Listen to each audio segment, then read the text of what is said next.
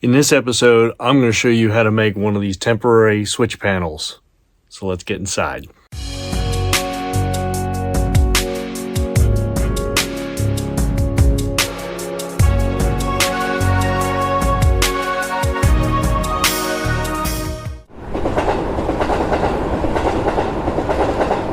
Howdy train fans, welcome back to the Chattanooga Southern Railroad.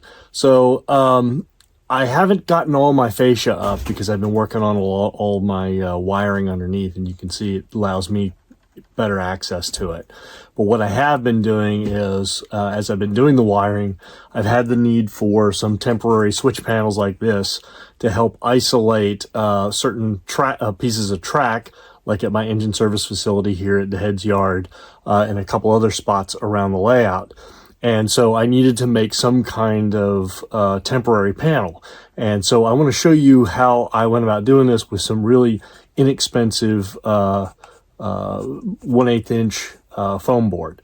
So let's get in and I'll show you what I've used and how I've done it.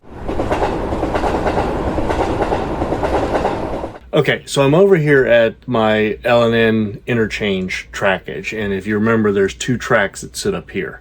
What I'm planning on doing, because this is a place where locomotives, up to 2 locomotives could be stored in the interim, I don't necessarily want them with the sound coming on every time I fire up the layout, right? So I want to isolate these tracks, and I'm going to do that using some rocker switches, which I have a packet of here that I got off of Amazon. I'll show you that in a little more detail here in a minute. But I want to go through how to build that power panel first. So let's take a look at that.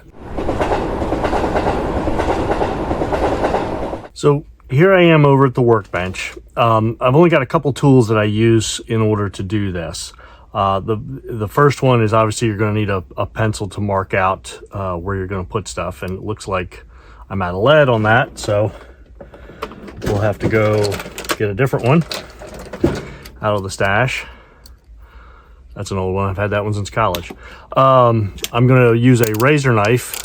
I usually like these clicker ones because then I can vary the depth of what I need for it, and just make sure that it's sharp. That's one thing. And I also use a square here, that one that I can adjust and be able to make some straight lines and whatnot on.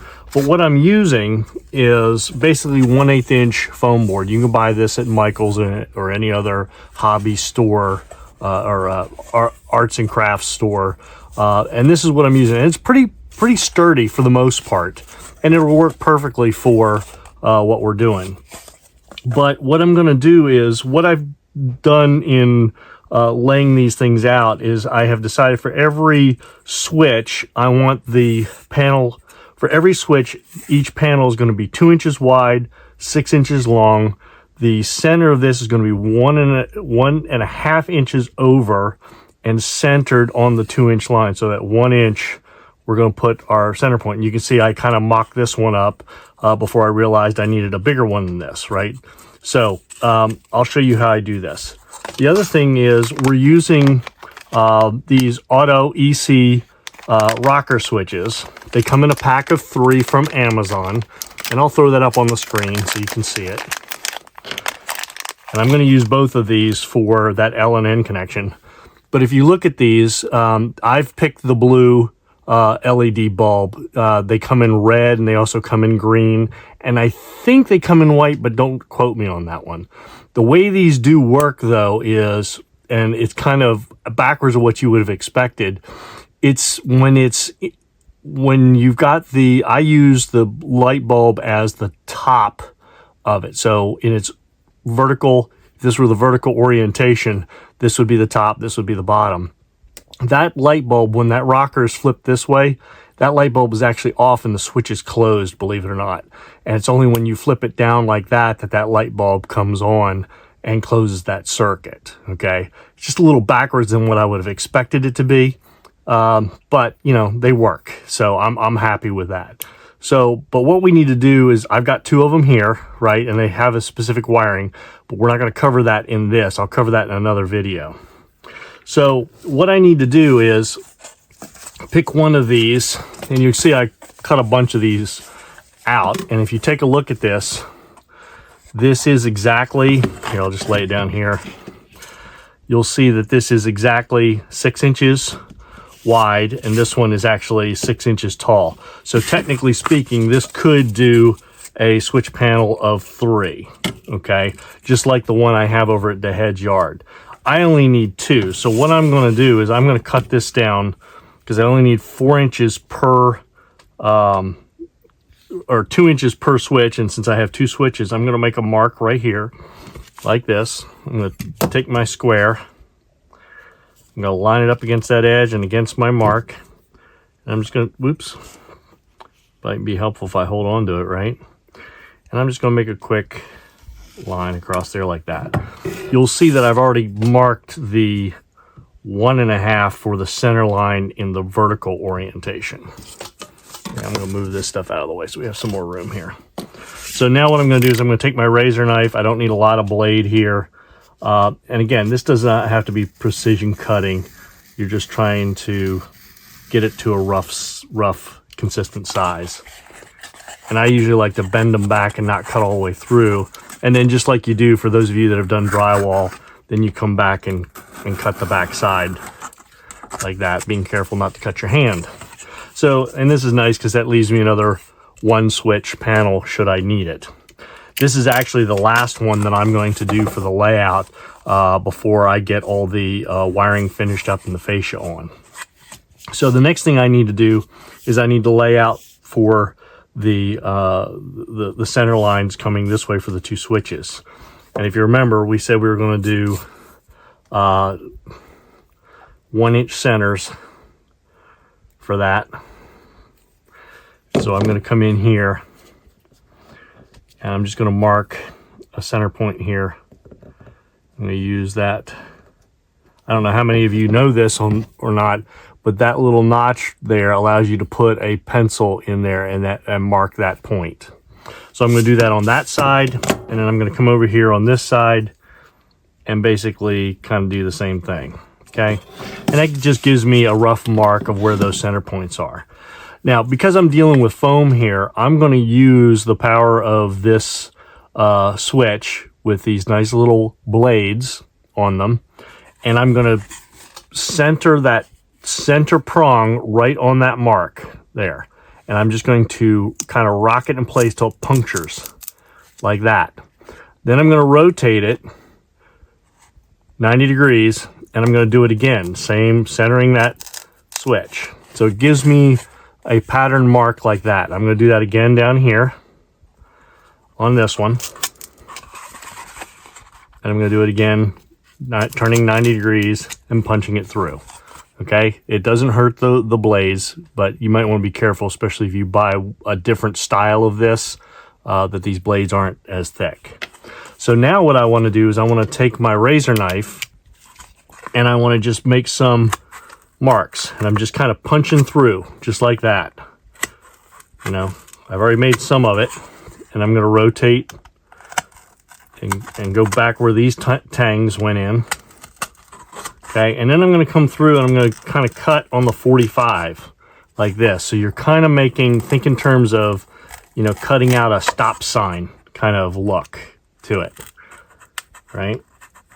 I think I got a dull blade here, which is frustrating. Like that. And then you can puncture that through or push it on through and tear it out, right? This doesn't have to be beautiful. Again, this is a temporary. So what I like to do at this point, that's not exactly the best hole.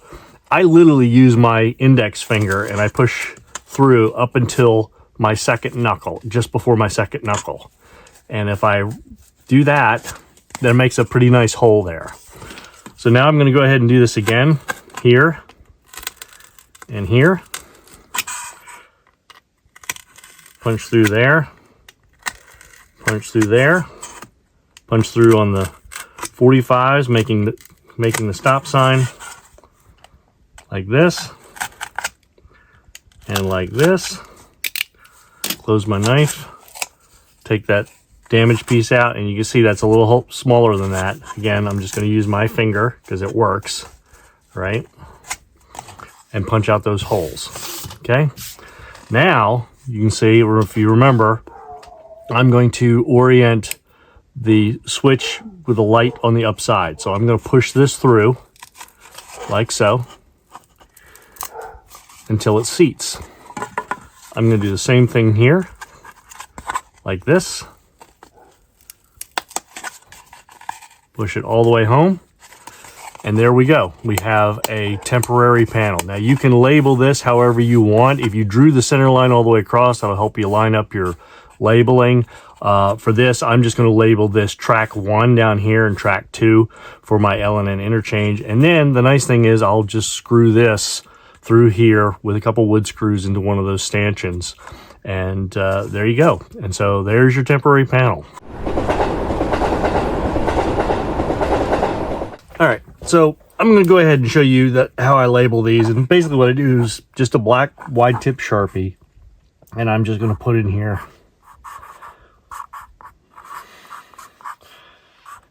track number 1. This is where all my drafting classes came in handy. I can label pretty straight freehand. And again, this is temporary. This doesn't have to be, you know, the be all end all, but there you have it. Well, there you have it. A quick and dirty temporary panel using some 1/8 inch foam board and the actually what are going to be the final switches on my layout. You can pick whatever it is that you want. Now I can screw this into one of those vertical stanchions, plug in what I need to do, and I can run trains and test all that wiring before I start covering things up with fascia. So that said, I got to get back to some wiring, and we'll see you all on down the tracks. Bye.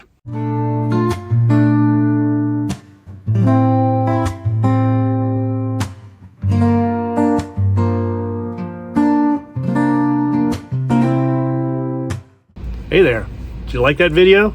Well, check out some of these others on the screen. Don't worry, I'll wait. Enjoy.